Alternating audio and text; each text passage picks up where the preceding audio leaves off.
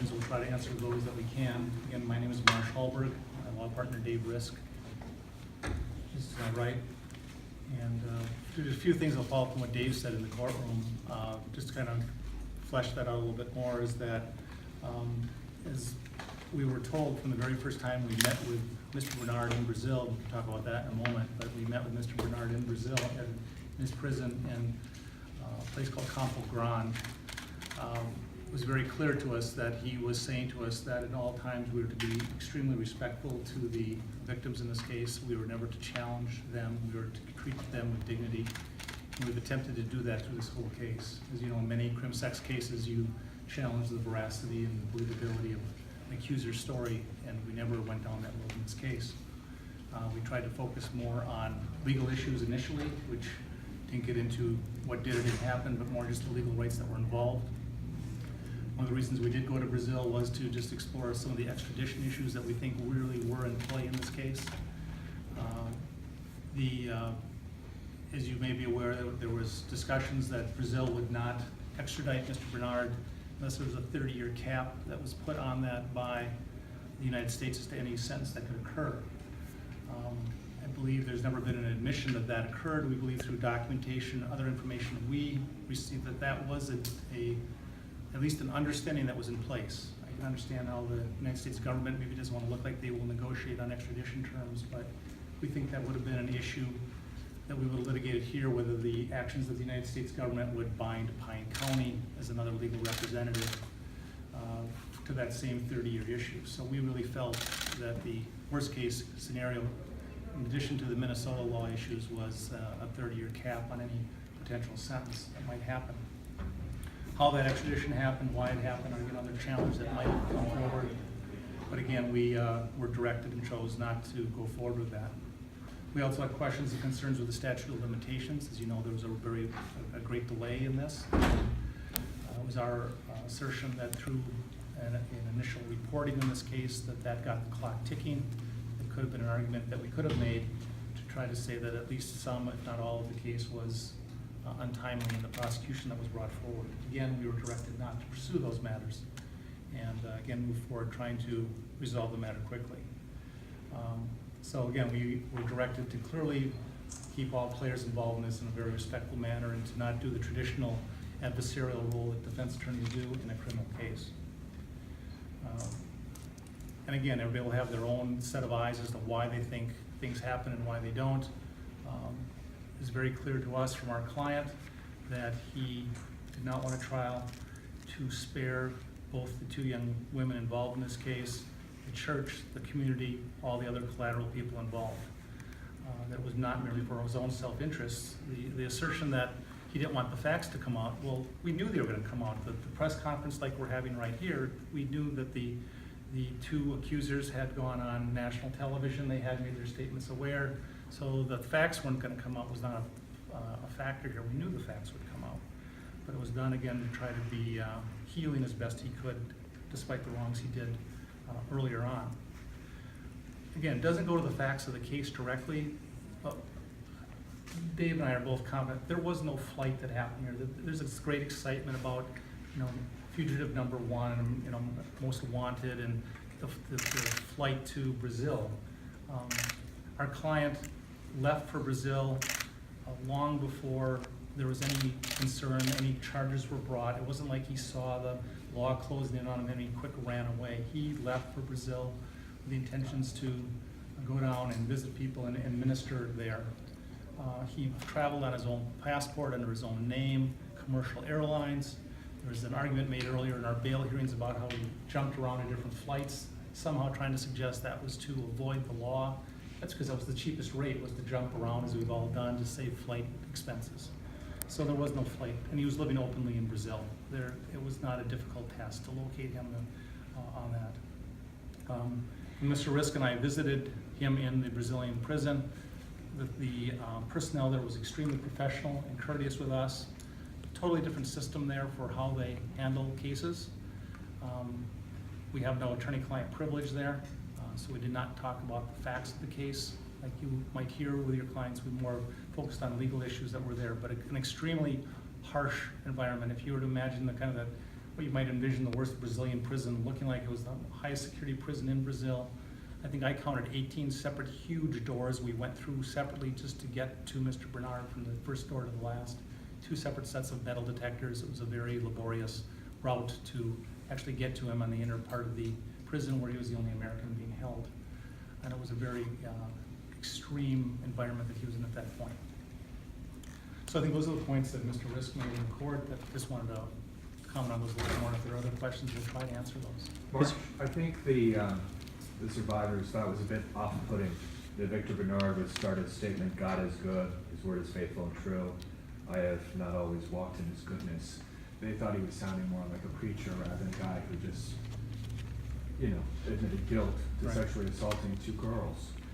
Did you know about that statement beforehand, and do you think it was off? We don't. We did know about that statement before, and we thought it was actually an appropriate one. Two of the dynamics that we all have seen go on through this case is the law of God and the law of man, and how those interplay, and the sins of flesh, and all those dynamics that are there. And he has 2 separate sets of law to answer to, and that's what I think he struggles with and recognizes that he has the law of his God and how he reconciles his actions with his faith and the laws of this court system. Has your client expressed a lot of remorse throughout this whole process to you two? Yeah, the timing of all those things I probably won't get into because of attorney-client privilege, but yes, I mean, when we have talked about the actions that happened, he has always been remorseful. Again, it's consistent with his first direction to us to always be respectful to these 2 young women. And I would say too, back to the first question as well, I think that the point he was trying to make is that God is good and he hadn't been. And I think that's a really important thing for him to have been able to say, that he still has his faith, but that doesn't mean that he believes his actions were okay. He wasn't trying to justify his actions. A lot has been made, a lot of comments were made that he was trying to justify his actions. He got up in court, and I think it was pretty clear he was saying his actions weren't okay. Well, he said he's not always walked in God's path, but I think for the victims, I want to know if you agree, for the victims whose sexual abuse over 8 years was crowded in a shroud of religiosity, for him to then get up and continue that religiosity was insulting. Do you get that? Well, I would disagree with that. What I would say is that he is a person of faith, and from his perspective, he still has his faith, and he still gets to say that he was wrong.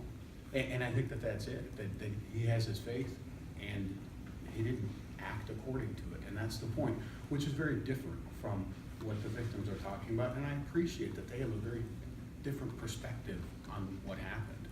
And again, respectfully, that doesn't mean that he agrees with everything that they're talking about, everything that they're saying happened, but the important thing, the sexual abuse, which is what we're here about, that's what he's agreeing happened. And to the other, I apologize, I can't remember. No, I just, throughout this whole process, throughout the weeks and months, has he been remorseful to you? I have spent, I would say countless, except for the fact that I've got a good idea that there's a lot of hours with him. And he has expressed significant remorse.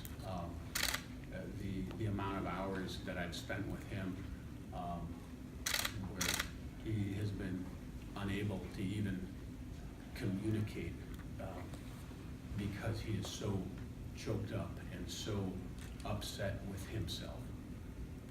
There's no question in my mind that he has extraordinary remorse, and I also think that in the courtroom today, a lot of that didn't come out because he was trying to be able to speak and not be the person that I've seen so often who literally can't even talk because he's thinking about what he did and how terrible he feels about what he did. Another comment I could, when Prosecutor Reese was up talking, he said he felt that we pled because they had an ironclad case. Well, I've been doing this 37 years. I haven't found one of those yet, and there's always cases that go unpredictably, especially in a situation like this where it's basically based upon testimony of some people against testimony of others. This would have been an incredibly ugly case. I think we all agree on that. We would have had family members testifying against their children. We would have had perhaps some maidens testifying against other maidens. The number thrown out of at least a couple dozen victims in this case is a kind of a head scratcher, I think, to us. I think the victims themselves in court said that not all the maidens were involved in anything sexual. At least I thought I heard them say some of that, and that would have certainly been the position of those that might have testified on our behalf against the other maidens. But that wasn't the environment that happened here. So factually, again, we're not going to get into trying to try the trial here in 5 or 10 minutes, but I don't know where that number comes from. And just, I mean, on that point too, even if you look at the victim impact statements, which were so powerful and moving, and frankly, really shows a lot of progress and a lot of them being able to deal with some of this significant harm that's been done to them. And so from some respects, you're really happy to see that they've made some progress, and obviously there's a lot left to go, right? But as a criminal defense attorney, talk to some other criminal defense attorneys about just what was in those statements and what kind of fodder for cross-examination, what was in those statements would have provided. The reality is, in terms of it being an airtight case, I wholeheartedly disagree with that assessment. And again, respectfully and without challenging their integrity, just look at what's in the statements and talk to any criminal defense attorney about whether or not that would provide significant fodder for cross-examination, and it would have. Not that that's the approach we were taking or would have taken, and we didn't take it. But the notion that there's an airtight case, just put that statement in front of some different defense attorneys and ask them if they might have had room to do an effective cross. You guys have alluded several times to the treatment that Victor Barnard had in prison. I assume that means he was assaulted. Was he sexually assaulted in prison? We have no reason to believe that he was sexually assaulted in prison, and that's not what we were trying to allude to. Okay. So the mistreatment, was it physical? Was it neglect? I mean, was it It's physically abusive, like assaultive behavior? There were really difficult conditions, everything from, well, the conditions themselves, I mean, just the prison itself. Again, when Marsh was talking about, we went through, and actually, I think it was actually 20 different lock gates to get back to him. And the reality is, you're dealing with the most secure prison in Brazil. There were, one day when we were there, I don't know, what, 30 different guards milling about with machine guns and shotguns, just kind of milling about in the room while we're sitting there. And granted, that's not necessarily oppressive, but gives you the idea when the whole prison only had like 240 people in it.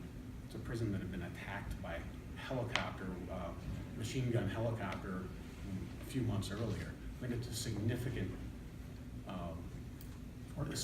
I mean, basically, it was a place that they were keeping extremely secure. So what they did to keep people secure was significant. There was not a lot of ability to have sunlight. There was not a lot of ability to have food that would meet prison standards here in the U.S. Healthcare was not necessarily what we'd consider appropriate. And again, he was treated professionally. They did. I'm not saying that they were treating him poorly. I'm just saying that it were very difficult conditions. And then add to that the fact that he's the only U.S. Person being held there. His Portuguese was not real good, and nobody else spoke English. So you're sitting there being held for stuff and can't speak to anybody. And not to mention, of course, everybody around him is aware of why he's being held there, and the other prisoners didn't necessarily think highly of him, right? And so it's a real difficult situation. Basically, consider it a 1.5 years of solitary, but for the fact that everybody's screaming at you in a language you don't understand. By accepting this sentence, is he presenting himself as a martyr for his belief? I heard that coming from, I've heard that allegation. Again, he's not saying that he's here because he's standing up for what he believes in. In fact, he said that this is not what he believes in, that he wasn't acting in accordance with his belief. So no, this is not him being a martyr for his faith. This is him serving 30 years in prison because he abused gross. He shouldn't have been abusing, he should have been their pastor instead. The whole issue too about why the psychosexual PSI was cut so short, because it really didn't matter in this case. A lot of times we get to sentencing, there may be a range of sentencing, and we're not sure what a judge is gonna do. This was a cut deal, that was gonna be the 30 years. There was simply no need to do it. It didn't matter what it said, it was gonna be a 30-year sentence. When Mr. Barnard is in prison, towards the end, some of you may know, when you're in prison, it's not until towards the end of your actual prison stay that you begin to actually deal with any sex treatment and those issues. And it's based upon your success or failure in that, they decide as to whether you still get your good time at that point. So whether that 1/3 is gonna come off isn't gonna be decided for 17, 18 years.